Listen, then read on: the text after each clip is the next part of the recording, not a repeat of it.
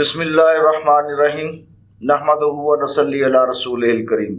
آپ دیکھ رہے ہیں VOJ کا پروگرام آواز خلق۔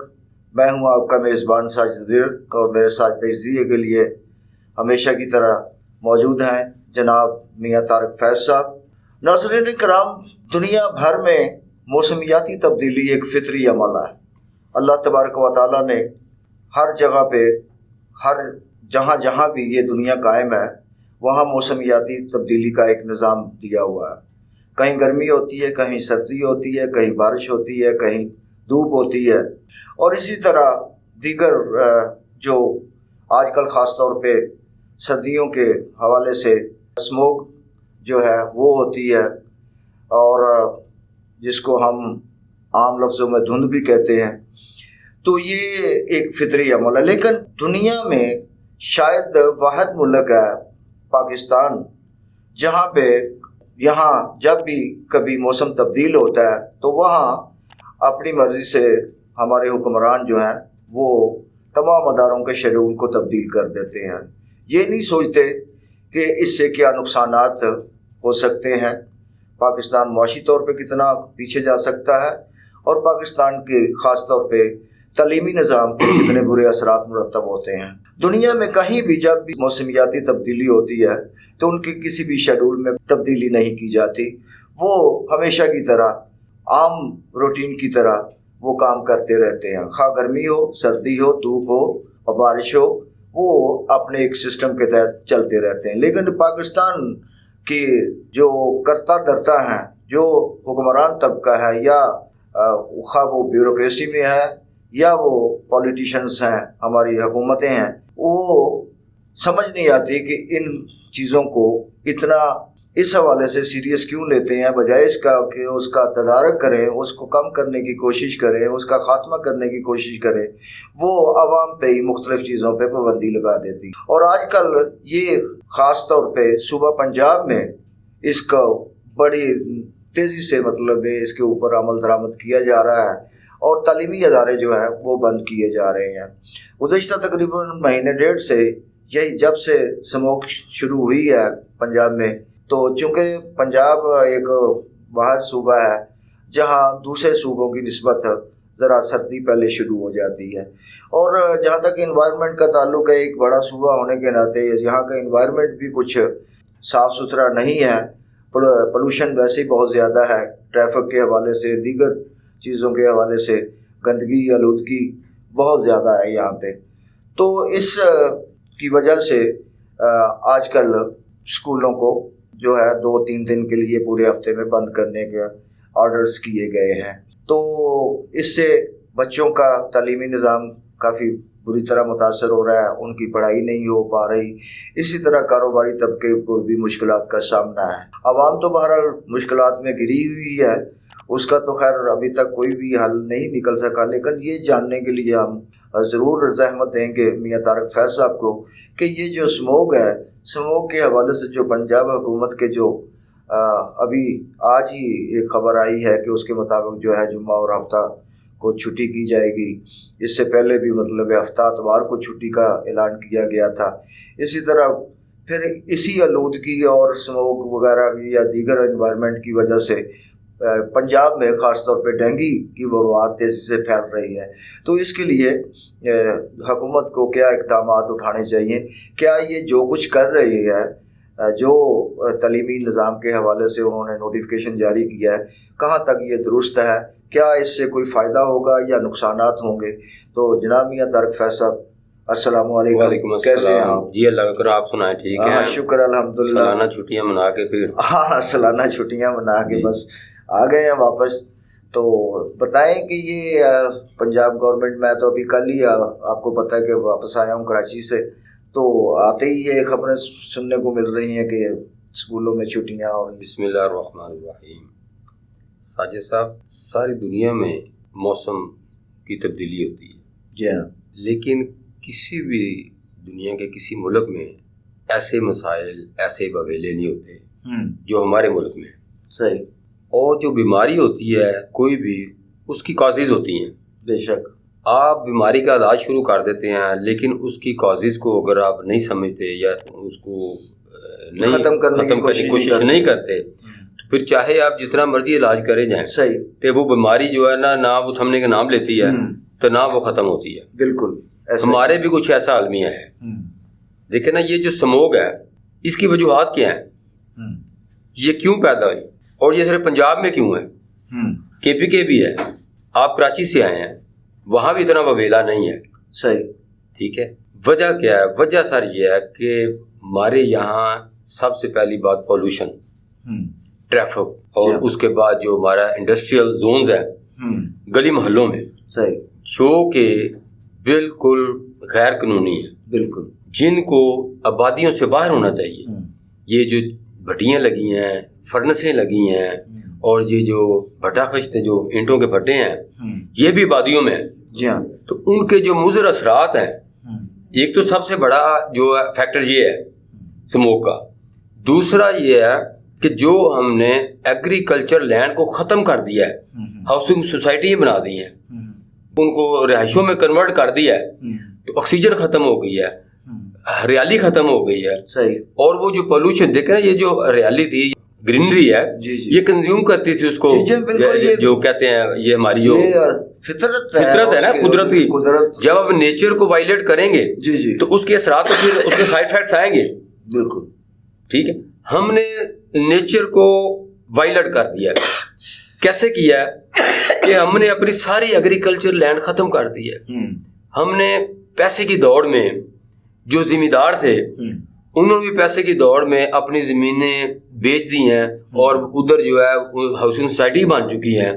سب سے بڑا فیکٹر یہی ہے کہ فضا میں آکسیجن کی کمی ہو گئی جی، اور یہ ہے کہ دوسرا یہ ہے کہ یہ اداروں کی نیگلیجنسیز، مطلب پالیسیز ایسی بنائیں کہ اب سب سے پہلے تو آپ ہاؤسنگ سوسائٹی پہ پابندی لگائیں، تاکہ آئندہ آنے والے وقت میں مزید ہم ان جو ہے مسائل کا شکار نہ ہوں، صحیح، ان سے بچا جا سکے۔ لیکن ادھر کوئی بھی غور نہیں کر رہا، اسکول بند کر دیں، فیکٹری والے کو پکڑ لیں، ان کو جرمانے کر دیں، ان کو سیل کر دیں۔ بھائی وہاں آپ گورنمنٹ لیول پہ، سرکاری لیول پہ، چیمبر آف کامرس کے تعاون سے وہاں آپ چمنیاں لگوائیں، جن سے وہ جو سموگ ہے، وہ جو ان کے مضر جو دھواں نکلتا ہے، جو کینسر بنتا ہے، جو فضا میں پھیلتا ہے، اس کی روک تھام ہو۔ اس کے بعد جو ہاؤسنگ سوسائٹیز بنتی ہیں ان کو روک دیا جائے، کیونکہ دیکھیں اب آپ جتنی ہاؤسنگ سوسائٹی پنجاب میں بن چکی، پنجاب لیول پہ دیکھ لیں، جس لیول پہ جتنی ہاؤسنگ سوسائٹی ہیں ہماری بن چکی ہیں، کہ ہماری اتنی پاپولیشن کی ڈیمانڈ بھی ہے، صحیح۔ اب آپ کو یاد یہ ہماری، یہ دیکھیں ہماری وابلا ٹاؤن آج سے 25 سال پہلے بنی تھی، آج تک وہ مکمل طور پر اگر دیکھیں آج بھی وہ مکمل طور پر ابھی تک آباد نہیں ہوئی، ٹھیک ہے، صحیح۔ تو اسی طرح دیکھیں، یہ کہ مقصد یہ ہے کہ آپ بس بھیڑ چال لگی ہے، پیسے کی دوڑ لگی ہے، جو ادارے ہیں وہ بھی بس بہتی گنگا میں ہاتھ دھو رہے ہیں، تو وویلا ہی وویلا کر رہے ہیں بس۔ ابھی آپ دیکھیں کہ ہم جہاں پہ بیٹھے ہوئے ہیں، جہاں پہ ہمارا یہ آفس اور اسٹوڈیو موجود ہے، ہمارے ارد گرد کئی ایسی مطلب فیکٹریاں جہاں سے روزانہ دھواں، رہائشی علاقہ ہے، یہ کچا امین آباد روڈ ہوا، یہ آپ دیکھیں وہ کچا خیالی روڈ دیکھ لیں، وہ سارے رہائشی علاقے ہیں، بالکل۔ اور اس کے بعد آپ یہ اپنا نوشہرہ روڈ دیکھ لیں، لاہور میں دیکھ لیں، بادامی باغ دیکھ لیں، جو رہائشی علاقے ہیں اس میں بھی آپ نے وہ فرنسیں لگائی ہیں یا چھوٹے لیول پہ بھٹیاں لگائی ہوئی ہیں، اور ادھر اچھا اس کا یہ ہے، ایک اس کا پروسیس ہے کہ آپ نے اس میں کیا مٹیریل جو ہے، وہ ایک پلاسٹک کا دانہ ہوتا ہے، اس کو آپ نے جلانا ہوتا ہے، اس کے ساتھ بھٹی کو جو انہیں جلانا ہے، لیکن وہاں گندا قسم کا پلاسٹک اور یہ جو سکریپ ہے وہ جلایا جاتا ہے، اور وہ پوری آبادی جو ہے وہ جناب اس مرض کا شکار ہو جاتی ہے۔ لیکن ادارے جو ہیں وہ صرف ماہانہ کی بنیادوں پر ان کی منتھلیاں لگی ہیں، وہ جیبوں میں ڈالتے ہیں، تو بس ایک دو کو پکڑ لیا، ان کو فائن کر دیا، تو اس کے بعد ان کو کھلی چھٹی دے دی۔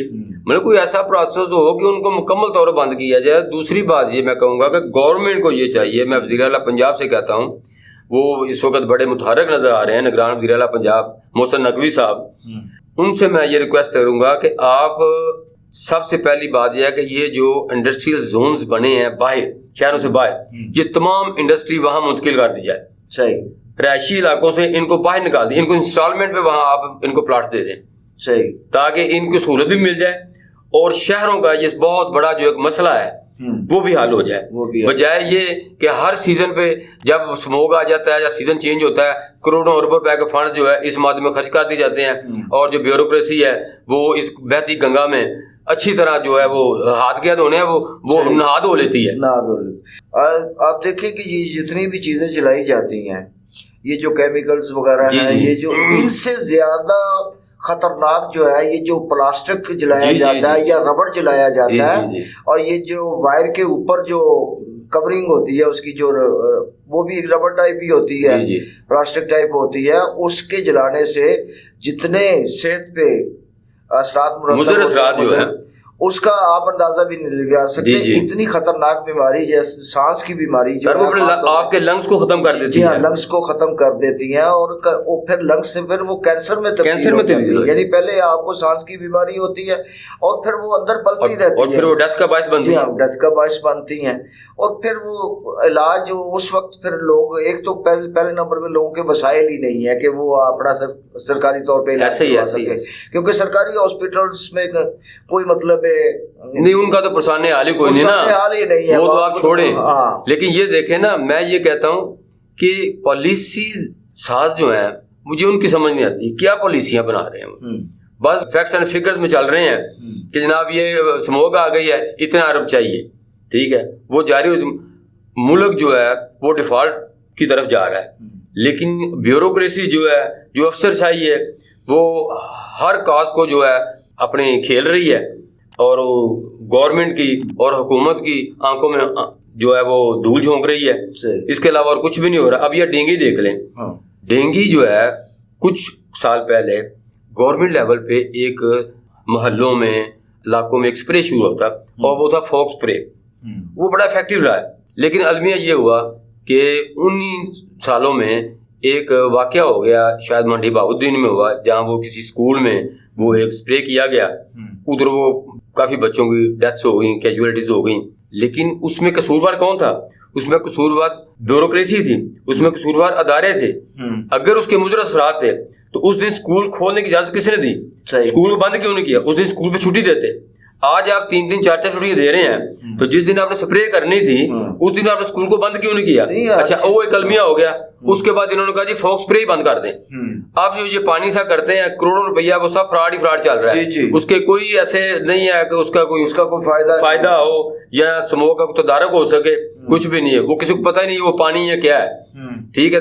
وہ جناب وہ نااہل سے جو بندے جن کو ٹریننگ میں نہیں ہے, وہ گلی محلے میں جاتے ہیں بس ایسے اسپرے کر کے, وہ پتہ ہی کوئی نہیں وہ کیا ہو رہا تو کیا نہیں ہو رہا. نہیں, آپ دیکھیں نا, عام گھروں میں بھی اگر مثال کے طور پہ کوئی ہمارے گھروں میں مچھر وغیرہ ہوتے ہیں تو اس کا ایک طریقہ کار ہے. ماسکیٹو اسپرے ہم کرتے ہیں. ماسکیٹو اسپرے کرنے کے بعد ہم اپنے کمروں کو بند کر دیتے ہیں. اچھا, بند کرنے کے بعد جب کوئی گھنٹہ 2 گھنٹے بعد جب ہم نے سونے جانا ہوتا ہے یا بیٹھنے جانا ہوتا ہے, استعمال کے لیے جانا ہوتا ہے, تو پھر اس کو کچھ دیر کے لیے کھول دیا جاتا ہے, پنکھا چلا دیا جاتا ہے, تاکہ جو وہ اس کے جو کیمیکلز کے جو اثرات ہیں وہ جو ہے زائل ہو جائیں, باہر نکل جائیں, تاکہ سکون سے مطلب ہے طریقہ کار ہے نا. اگر یہ واقعہ پیش آیا تو یقیناً ان کی نااہلی کی وجہ سے, کہ جب آپ کو پتا ہے کہ یہ ایک زہر ہے. دیکھیں, آپ ان چیزوں کا خاتمہ اگر کرتے ہیں, یہ مچھر ہی ہے نا. اچھا, یہ ان چیزوں کا خاتمہ جو کرتے ہیں ہم ایک کیمیکلز کے ذریعے کرتے ہیں, زہر کے ذریعے کرتے ہیں, تو ظاہر سی بات ہے کہ اس کے اثرات جو ہے انسانی زندگی پر منتقل ہو سکتے ہیں, صحت پر ہوتے ہیں. تو آپ کو اس کے جو احتیاطی تدابیر ہیں اس کو فالو کرنا چاہیے, نہ کہ مطلب یہ ہے کہ آپ نے اسپرے کر دیا اور اس کے بعد اندر گھس گئے. لیکن اب یہ اگر حکومتی سطح پہ اتنی بڑی نااہلی ہے تو پھر عوامی سطح پہ آپ کیا کہہ سکتے ہیں؟ عوام تو ویسے بیچاری بلا علم ہے, جنہوں نے پالیسیز بنانی ہے ان کو تو پتہ ہے نا کہ اس کے کیا اثرات ہیں. سب سے پہلے آپ عوام کو ایجوکیٹ کریں کہ بھائی یہ معاملات ہیں, اس کو عوام کو تھوڑا سا ان کو دیں, آگاہی دیں, اویئرنیس دیں. ایسا معاملہ ہی کوئی نہیں ہے. یہاں آپ رات کو سوتے ہیں, صبح اٹھتے ہیں, پتہ چلتا ہے جناب یہ نیا آرڈر آ گیا, اگلے دن آپ پھر سو کے اٹھتے ہیں, پتہ چلتا ہے یہ نیا آرڈر آ گیا. یہ ایسے لگتا ہے جیسے ورلڈ آرڈر ہے. ٹھیک ہے, تو مسئلہ ساری یہ ہے کہ سارا میں کہتا ہوں پالیسی دان جو ہیں خدا کے لیے اپنے مفادات کو چھوڑیں, اس ملک کا سوچیں, اس عوام کا سوچیں, اور اس کے مطابق یہاں بنائیں، اس عوام کی سائیکی کو سمجھیں، اس عوام کی صحت سے کھلواڑ نہ کریں، ان عوام کی زندگیوں سے کھلواڑ نہ کریں۔ یہ جو آپ نے گلی محلوں میں آپ کی فکرز میں ہے کہ جو گلی محلوں میں یہ غیر قانونی آپ نے یہ فرنسیں لگی ہوئی ہیں، ان کو ختم کیا جائے، ان کو باہر جو انڈسٹریل زونز بنے ہوئے ہیں وہاں ان کو شفٹ کیا جائے، اس کا مستقل تدارک کیا جائے۔ یہ نہیں کہ آپ 6 مہینے بعد، آپ 6 ماہ کے بعد آپ کہہ دیتے ہیں جی اب سموگ آ گئی ہے، اب ڈینگی آ گئی ہے، لے جی اتنے روپے چاہیے، اتنے کروڑ روپے چاہیے۔ یہ کیا ہے؟ یہ مذاق نہیں تو اور کیا ہے یہ؟ آپ کو پتا میاں صاحب ایک زمانہ تھا، ایک زمانہ کیا تھا، چند سال پہلے کی بات ہے کہ یہاں سے جب ہم گجرانوالہ سے لاہور جاتے تھے تو آپ کو پتا ہے کہ 2 رویا سڑک ہے تو بیچ میں درخت ہوا کرتے تھے، جی ٹھیک ہے نا، وہ درخت ہوا کرتے تھے۔ آج وہ درخت نظر نہیں آتے۔ آج اگر مثال کے طور پہ روڈ پہ چلتے ہوئے ان کیس آپ کی گاڑی خراب ہو گئی ہے یا کوئی بندہ بیمار ہو گیا ہے تو اس کو رکنا پڑ گیا، تو گرمیوں کے موسم میں وہ اس کو سایہ تک نظر نہیں آتا، دستیاب نہیں ہوتا، تو لوگ کس طرح مطلب زندگی کرتے ہیں۔ اور یہ اللہ تبارک و تعالیٰ نے نیچر نے جو جتنے بھی درخت ہیں جی ان کی خوبی یہ ہے کہ یہ سارا دن جو ہے آپ کی جو ہے آپ کو آکسیجن پرووائڈ کرتے ہیں اور رات کو یہ کاربن ڈائی آکسائڈ جو ہے وہ پھر اس کو مطلب کیونکہ اس وقت تمام کائنات جو ہے وہ آرام فرما رہی ہے، ٹھیک ہے نا۔ تو ایک اللہ تبارک و تعالیٰ نظام ہے۔ تو یہ ساری چیزیں بنیادی جو ہیں انہوں نے بالکل ختم کر دی ہیں، اور جب دل چاہتا ہے ان کا پیسہ اکٹھا کرنے کا تو وہاں پہ پودے لگانے شروع کر دیں گے۔ اب ایک درخت جہاں پہ آلریڈی لگا ہوا ہے آپ ان کو چند سال پہلے ان کو ختم کر دیتے ہو، پھر کچھ چند سال بعد آپ کو خیال آتا ہے۔ سر اس میں بھی کرپشن ہے نا، یہ دیکھیں نا، یہ پچھلے سابقہ دور میں جب یہ خان صاحب کی گورنمنٹ تھی اتنے کروڑ پودے لگائے جانے ہیں۔ جی ہاں، اب مجھے یہ بتائیں کہ وہ پودے کہاں نظر آ رہے ہیں آپ کو؟ کہیں بھی نہیں نظر آ رہے، کروڑوں نہیں اربوں روپے کی کرپشن کی نظر ہوئے ہیں وہ۔ جی ہاں بالکل۔ میں یہ کہتا ہوں کہ جو پالیسی دان ہیں، جو ہمارے حکمران ہیں، جو ہمارے جو یہ کہتے ہیں ہماری بیوروکریسی ہے، افسر شاہی ہے، یہ تھوڑی سی اپنے اندر حب الوطنی پیدا کر لیں، حب الوطنی پیدا کر کے کوئی ایسی پالیسیز بنائیں اور مستقل بنیادوں پر پالیسیز بتائیں، انسانی بنیادوں پر، کہ تاکہ یہ جو ہر 6 مہینے بعد یہ جو ڈرامہ شروع ہو جاتا ہے، یہ سموگ آ گئی، یہ ڈینگی ہو گئی، تاکہ اس کا خاتمہ ہو سکے، اور پھر عوام کے اوپر ایک ایسی دہشت پھیل جاتی ہے ایک سائیکالوجیکلی، نفسیاتی طور پر، کہ ہر بندہ وہ کس کو تھوڑا سا بخار ہو جاتا ہے نا وہ کہتا ہے وہ مجھے ڈینگی ہو گیا، ٹھیک ہے۔ تو آپ فیکٹس اینڈ فگر دیکھ لیں، اتنے ڈینگی کے کیسز ہو گیا، اتنے اس کے کیا کہتے ہیں سموگ کے کیسز ہو گئے، اتنے پیشنٹ جناب ہاسپٹلز میں آ گئے۔ یہ تو وہ فگرز ہیں جو سرکاری ہاسپٹل میں، سرکاری اداروں میں ہیں، لیکن جو پرائیویٹلی جو لوگ بیچارے جاتے ہیں یا کچھ گھروں میں جاتے ہیں ان کے تو کسی کو تعین ہی نہیں ہے۔ تو اس لیے یہ ہے کہ اس کا تو کسی کو اندازہ ہی نہیں ہے۔ اس کے لیے میں یہ جو حکومتی ہمارے ہیں، ہماری گورنمنٹ ہے، جو ہمارے وزیر اعلیٰ پنجاب صاحب ہیں، جو نگران وزیر صاحب محسن نقوی صاحب سے گزارش کروں گا، اور دوسرے جو رابع اختیار ہیں ان سے یہ میں ریکویسٹ کروں گا کہ مستقل بنیادوں پر اس کا تدارک کیا جائے، اس کا حل کیا جائے، کہ سب سے پہلے جو ہاؤسنگ سوسائٹی ان پر مکمل پابندی لگا دی جائے، کیونکہ اس وقت میں یہ سمجھتا ہوں تقریباً 20-25 سال تک اب ہمیں کسی حاؤسنگ کی ضرورت نہیں ہے۔